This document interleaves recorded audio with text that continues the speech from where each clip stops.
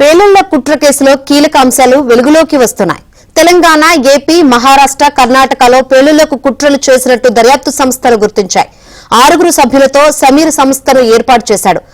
అల్ హిందూ ఇత్తెహాదుల్ ముసల్మాన్ పేరుతో గ్రూపులు ఏర్పాటు చేశాడు.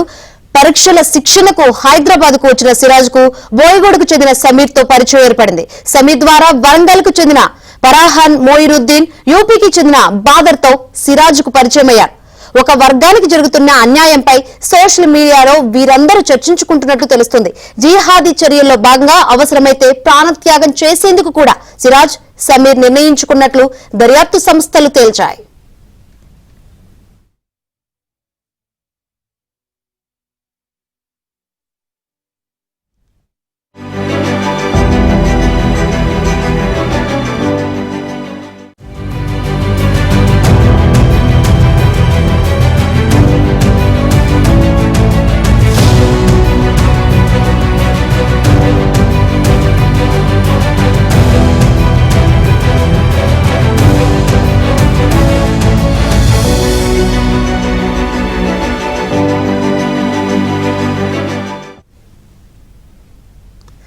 పేలుళ్ల కుట్ర కేసులో కీలక అంశాలు వెలుగులోకి వస్తున్నాయి. తెలంగాణ, ఏపీ, మహారాష్ట్ర, కర్ణాటకలో పేలుళ్లకు కుట్రలు చేసినట్లు దర్యాప్తు సంస్థలు గుర్తించాయి. మెయిన్ గా తెలంగాణ, ఏపీలో పథక రచన చేసినట్టు తెలుస్తుంది.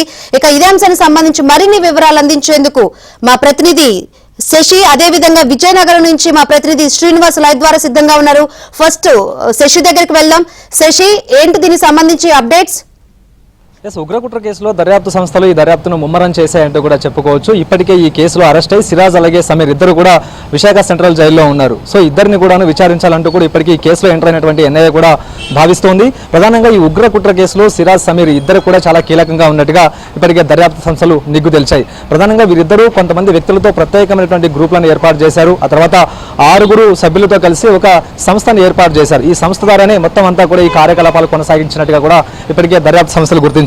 ప్రధానంగా ఇటు ఆల్ హింద్ ఇత్తెహాదుల్ ముసల్మాన్ పేరుతో ఒక గ్రూప్ ని ఏర్పాటు చేసి ఈ గ్రూప్ లోని వీరంతా కూడా చర్చించినట్టుగా కూడా తెలుస్తోంది. ప్రధానంగా ఒక వర్గం మీద జరుగుతున్నటువంటి అన్యాయం, సో అన్యాయానికి సంబంధించినటువంటి అంశాల మీదనే ఎక్కువగా అందులో చర్చించేవారు. విజయనగరానికి సంబంధించినటువంటి సిరాజ్ పలుసార్లు హైదరాబాద్కు వచ్చాడు. ఇక్కడే శిక్షణ నిమిత్తం హైదరాబాద్లో ఉంటూ ఉన్నాడు. ఇదే నేపథ్యంలోనే బోయగూడకు సంబంధించినటువంటి సమీర్తో అతనికి పరిచయాలు ఏర్పడ్డాయి. అనంతరం ఈ ఇద్దరు కూడా పలు అంశాల మీద చర్చించుకోవడం మొదలుపెట్టారు.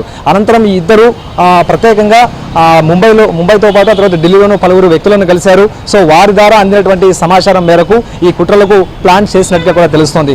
మరోవైపు ఇక ఇతర ప్రాంతాల నుంచి, ఇతర దేశాల నుంచి కూడా ఐసీసీ హ్యాండ్లర్లు వారు ఇచ్చేటటువంటి సూచనల మేరకు కూడా వీరు పనిచేసినట్టుగా తెలుస్తోంది. ఇక కేవలం తెలంగాణలో మాత్రమే కాకుండా ఆంధ్రప్రదేశ్, మహారాష్ట్ర, కర్ణాటకలో కూడాను పేలుళ్లకు వీరంతా కూడా ప్లాన్ చేశారు. ఈ ముందే దర్యాప్తు సంస్థలు ముందే వీరిని పసిగట్టి వీరందరినీ కూడా అదుపులోకి తీసుకున్నారు. అయితే వీరంతా కూడా వీరి కదలికలు ఎవరికి కూడా కనిపించకుండా, ఎవరు కూడా వీరిని గుర్తుపట్టకుండా, లేకపోతే వీరికి సంబంధించిన అంశాలు బయటకు పొక్కకుండా ఉండేందుకు వీలుగా చాలా రహస్యంగా వీరంతా కూడా సంభాషణలు చేసినట్టుగా ఇప్పటికే దర్యాప్తు సంస్థలు గుర్తించాయి. సిగ్నల్ యాప్ ద్వారా వీరంతా కూడా రోజు తమ సంప్రదింపులు, ఆ తర్వాత తదుపరి ఏం చేయాలనే అంశాల గురించి, వీరి ప్లానింగ్స్ గురించి అందులో ఆ సిగ్నల్ యాప్ ద్వారానే ప్రధానంగా చర్చించుకున్నట్టుగా తెలుస్తోంది. ఇక ఇంతకుముందు మనం చెప్పుకున్నట్టు ఈ 4 రాష్ట్రాల్లో పేలుళ్లకు సంబంధించి ఐఈడీ బాంబులను తయారు చేయాలంటూ కూడా పథక రచన చేశారు. ఇందులో భాగంగానే ఆన్లైన్లో రసాయనాలను, కొన్ని కెమికల్స్ను కూడా తెప్పించుకున్నారు. ప్రధానంగా అమెజాన్లో కొన్ని రకాల రసాయనాలను తెప్పించుకుని వాటి ద్వారా ఈ ఐఈడీ బాంబులను తయారు చేయాలంటూ కూడా ప్లాన్ చేశారు. అందులో భాగంగానే ఆన్లైన్లో కొన్ని వీడియోలను చూసి బాంబులు ఎలా తయారు చేయాలనే అంశాల గురించి వీడియోలను చూసి వాటి ద్వారా కొన్ని బాంబులను తయారు చేసి ప్రధానంగా కొన్ని చోట్ల ట్రయల్స్ కూడా నిర్వహించినట్టుగా తెలుస్తుంది. ప్రధానంగా విజయనగరం, రంపచోడవరం ప్రాంతాల్లో ఈ ట్రయల్స్ నిర్వహించినట్టుగా కూడా ఇప్పటికే ప్రధానంగా గుర్తించారు. సిరాజ్ ఈ ట్రయల్స్ నిర్వహించినట్టుగా కూడా ప్రజెంట్ దర్యాప్తులో తేలింది. అయితే సిరాజ్ సంబంధించినటువంటి తల్లిదండ్రులు ప్రజెంట్ పోలీస్ డిపార్ట్మెంట్ లో ఉన్నారు. కానీ సిరాజ్ మాత్రం ఈ ఉగ్రకుట్రలో భాగం అవడంతో ఇప్పుడు విజయనగరంలో అలజడి మొదలైందంటూ కూడా చెప్పుకోవచ్చు.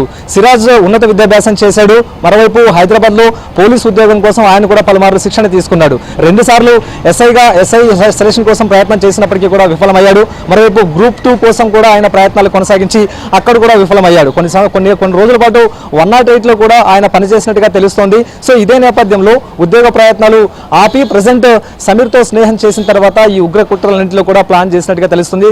ఇంతకుముందు మనం చెప్పుకున్నట్టుగా విదేశాల నుంచి కొంతమంది ఐసిస్ హ్యాండ్లర్స్ ఇచ్చేటటువంటి సూచనలు సలహాల మేరకు వీరంతా పనిచేసినట్టుగా ఇప్పుడు దర్యాప్తు సంస్థలు గుర్తించాయి. ఒకవేళ అవసరమైతే ప్రాణ త్యాగానికి కూడా సిద్ధం కావాలంటూ కూడా వీరు మాట్లాడుకున్నట్టుగా తెలుస్తుంది. అందుకు సంబంధించినటువంటి నిర్ణయం కూడా తీసుకున్నట్టుగా తెలుస్తుంది. సో ఈ కేసులో ఎన్ఐఏ దర్యాప్తు మొదలైంది కాబట్టి ఈ ఇద్దరిని కూడా కస్టడీలోకి తీసుకోవాలంటూ కూడా ఇప్పటికే ఎన్ఐఏ భావిస్తోంది. ఒకవేళ ఇద్దరిని కస్టడీలోకి తీసుకుంటే ఈ ఉగ్ర కుట్రలకు సంబంధించి కీలకమైనటువంటి అంశాలు వెలుగులోకి వచ్చే అవకాశం అయితే కనిపిస్తుంది. అయితే వీరికి ఎవరు ఆర్థిక సాయం చేశారు, ఎక్కడి నుంచి ఆదేశాలు వస్తే ఇదంతా కూడా ఉగ్ర కుట్రకు ప్లాన్ చేశారు, కేవలం ఈ ఇద్దరైనా లేకపోతే ఇంతకుముందు మనం చెప్పుకున్నట్టు 6 మందితో ఒక గ్రూప్ ఏర్పాటు చేశాం కాబట్టి వారు మాత్రమేనా, ఇంకా ఎవరైనా ఉన్నారన్న అంశాల గురించి ఒక క్లారిటీ వచ్చే అవకాశం అయితే కనిపిస్తుంది. శంకరి, రైట్ శశి, మీరు లైన్ లోనే ఉండండి. ఇక విజయనగరంలో మెయిన్ గా పేలులకు సంబంధించి పథక రచన చేశారు సిరాజ్. ఇదే అంశం సంబంధించి మరింత వివరణ ఇచ్చేందుకు మా ప్రతినిధి శ్రీనివాస్ సిద్ధంగా ఉన్నారు. శ్రీనివాస్, ఇప్పటికే కేంద్ర దర్యాప్తు సంస్థలు అక్కడ నిఘా పెట్టిన పరిస్థితులు అయితే కనిపిస్తున్నాయి. ఏంది ప్రస్తుతం అక్కడ సిచ్యువేషన్, మొత్తం వ్యవహారం మొత్తం సిరాజ్ చుట్టూనే తిరుగుతుంది?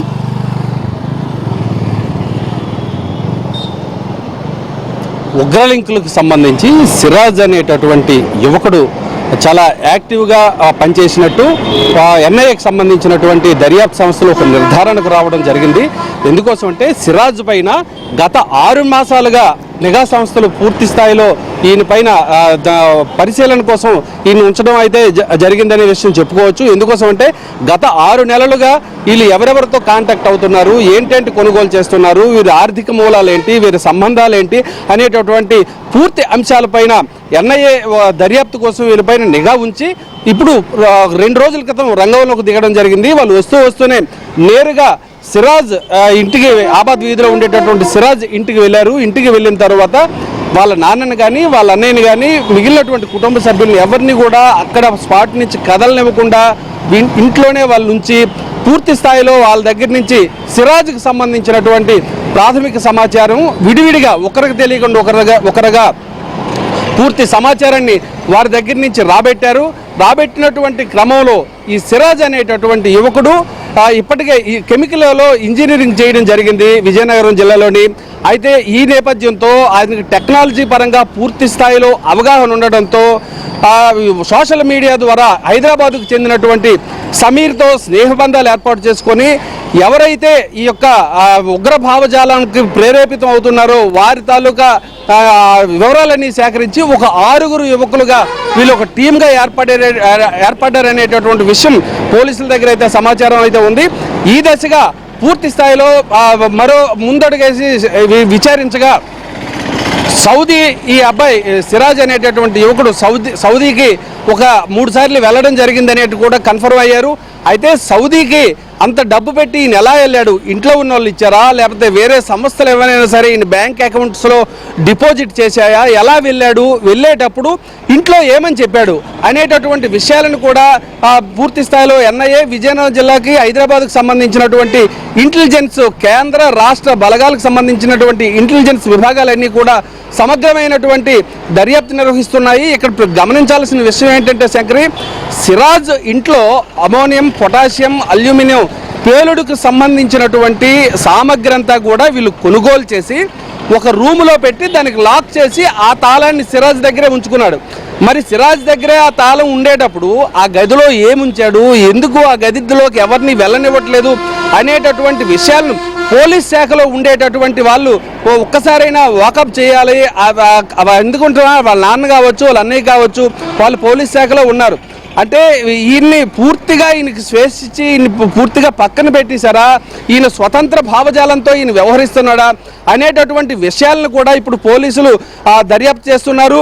నిన్నటినే అరెస్ట్ చేశారనేటటువంటి విషయం ఏబీ ఆంధ్రజ్యోతి బ్రేక్ చేయడం జరిగింది. అయితే వీళ్ళని ఈ నెల 30 వరకు కూడా కోర్టు రిమాండ్ విధించింది. రిమాండ్ విధించినటువంటి క్రమంలో ఈ ఇరువురిని కూడా విశాఖపట్నం సెంట్రల్ జైలుకి తరలించారు. సెంట్రల్ జైలుకి తరలించిన తర్వాత ఒక వారం రోజుల పాటు కస్టడీకి విజయనగరం పోలీసులు కోరడం జరిగింది. కోరిన క్రమంలో విజయనగరం కోర్టుకు సంబంధించి అసలు ఎన్ఐఏకి సంబంధించినటువంటి ఆ కస్టడీకి, పోలీస్ కస్టడీకి తాము ఇవ్వచ్చా లేదా అనేటటువంటి విషయం పైన న్యాయ నిపుణులు సమగ్రమైనటువంటి ఆలోచనలు చర్చలు చేశారు. అయితే విశాఖపట్నంకు సంబంధించి ఎన్ఐఏకి సంబంధించి పోలీస్ కస్టడీకి ఇచ్చే విధంగా అక్కడ పూర్తి స్థాయిలో సంప్రదింపులు జరుగుతున్నాయి. ఈరోజు వీళ్ళకి పోలీస్ కస్టడీకి ఎప్పుడు వస్తారనేటటువంటిది తెలిసేటటువంటి అంశం ఉంది Shankari. Right, thank you Srinivas.